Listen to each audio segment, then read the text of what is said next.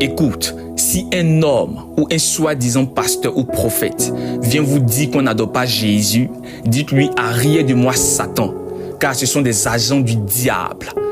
Si un soi-disant homme de Dieu nie la divinité de Jésus en disant que Jésus n'est pas Dieu, dites-lui que le Seigneur te réprimande, fils du diable. Alors prends la peine de m'écouter parce que je veux planter la graine de la connaissance en toi.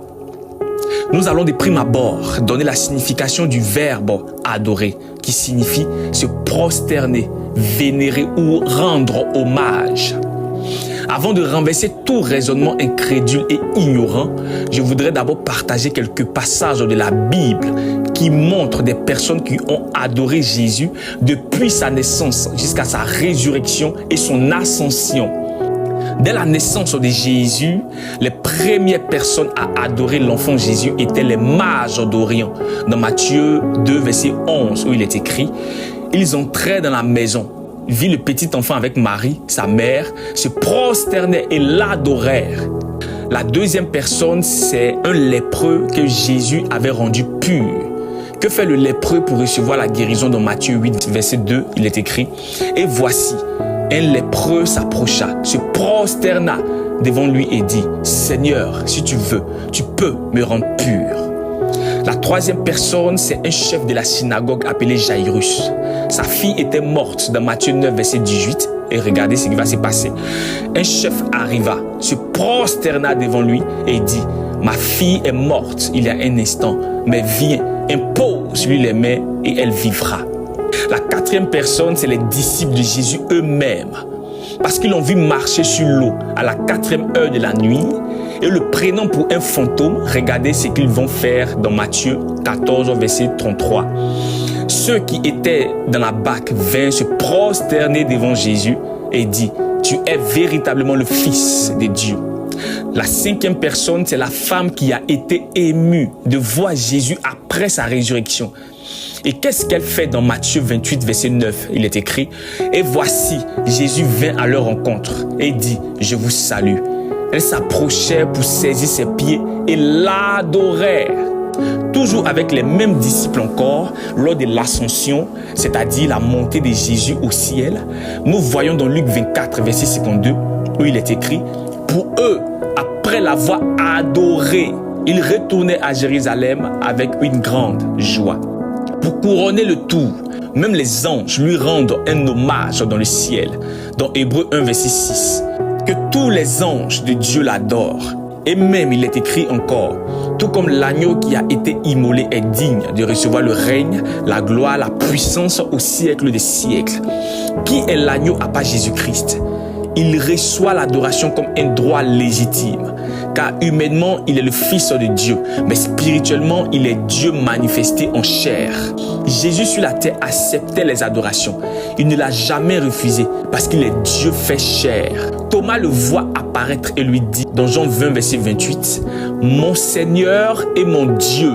Et c'est parce qu'il est Seigneur de gloire que Philippiens 2, verset 10 à 11 nous dit, afin qu'au nom de Jésus, tous genou fléchissent dans les cieux, sur la terre et sous la terre, et que toute langue confesse que Jésus-Christ est Seigneur, à la gloire de Dieu le Père.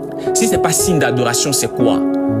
Pour apporter plus de précision à mon message, j'aimerais vous faire savoir qu'il y a deux types d'adoration. La première adoration, c'est sur le plan humain. C'est un hommage pour faire preuve de respect ou de soumission. Je vous donne un exemple. Dans l'Ancien Testament, nous remarquons que Jacob, devant Ésaü, il se prosterna 7 fois en terre jusqu'à ce qu'il fût près de son frère. Il s'agissait là d'un geste de respect ou d'humilité pour apaiser le cœur de son grand frère, parce que Jacob avait acheté son droit d'aînesse avec la nourriture et il a volé la bénédiction d'Ésaü devant le père Isaac. Donc, ce n'est pas signe d'adoration divine. Même dans les cultures asiatiques modernes ou africaines traditionnelles, se prosterner peut être un simple signe d'honneur. Donc, quand quelqu'un se prosterne devant un roi ou un homme dans l'Ancien Testament, c'était un hommage humain. Mais quand les gens se prosternent devant Jésus, c'est souvent dans un contexte de foi, de reconnaissance divine ou de révélation spirituelle. Quand nous venons dans le Nouveau Testament, le même geste prend un autre sens dans la mesure où l'adoration est dirigée vers Jésus pour un but précis. Pourquoi? Parce que 1. Jésus pardonne les péchés. Or, seul Dieu pardonne les péchés. 2. Jésus accepte l'adoration sans jamais la refuser. Or, tu adoreras l'Éternel ton Dieu seul. 3. Jésus est reconnu comme Dieu, d'où mon Seigneur et mon Dieu. Or, Dieu ne partage pas sa gloire. 4. Jésus révèle sa nature divine en disant dans Jean 8, verset 58, « Avant qu'Abraham fût, je suis.